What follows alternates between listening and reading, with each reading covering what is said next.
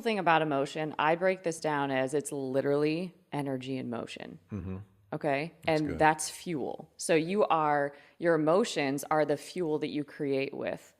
And so we tend to think that, oh man, if I'm feeling this emotion, that's bad, or I'm not Right. allowed to feel that, so I better push that one down, or I was Right. only allowed to express this one growing up or in education systems or in work environments. So if I'm going to express that, that's going to be bad. It's going to get me in trouble.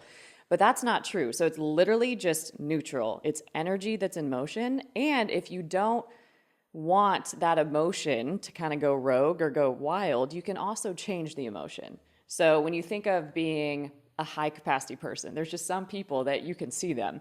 They've got great energy and you're like, what is up with you? Like, how Right. do you carry Right. this energy? Like other people are like Eeyore, they're going Yeah. around and they're all Oh, mopey baller. and like, Yeah.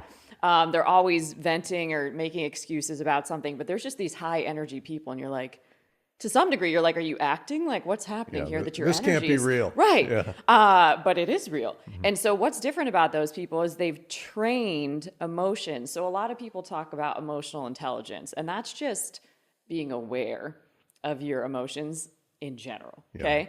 But we need emotional fitness. Right. Okay. So, to be in a moment where somebody is expressing emotion, and both men and women need this, we both need safe spaces to feel because when you feel, you heal.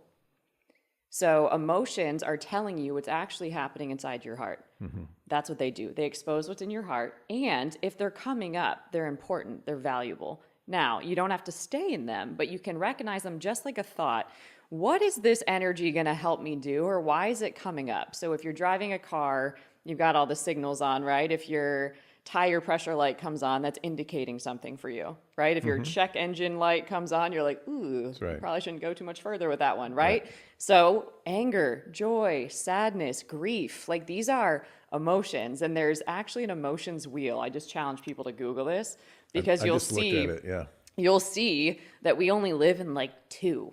And then we don't even, if you ask somebody, how are you feeling? They're like, "Meh, frustrated, stressed, busy, but they don't actually name emotion. Right. And they don't even know the full spectrum of who they are because emotion is how you fully express and communicate yourself with the world. And so we usually get angry because we're not able to express. We're not being understood. We feel like a boundary has been crossed, but then we don't even have a language to communicate that or express it. So when you look at energy that's in motion, you can decide if that's going to help you create the outcome you want. So if I keep kind of feeding my anger, is that going to make a bigger mess for me, or is that going to actually serve me in some kind of way? Because it is great to actually get angry.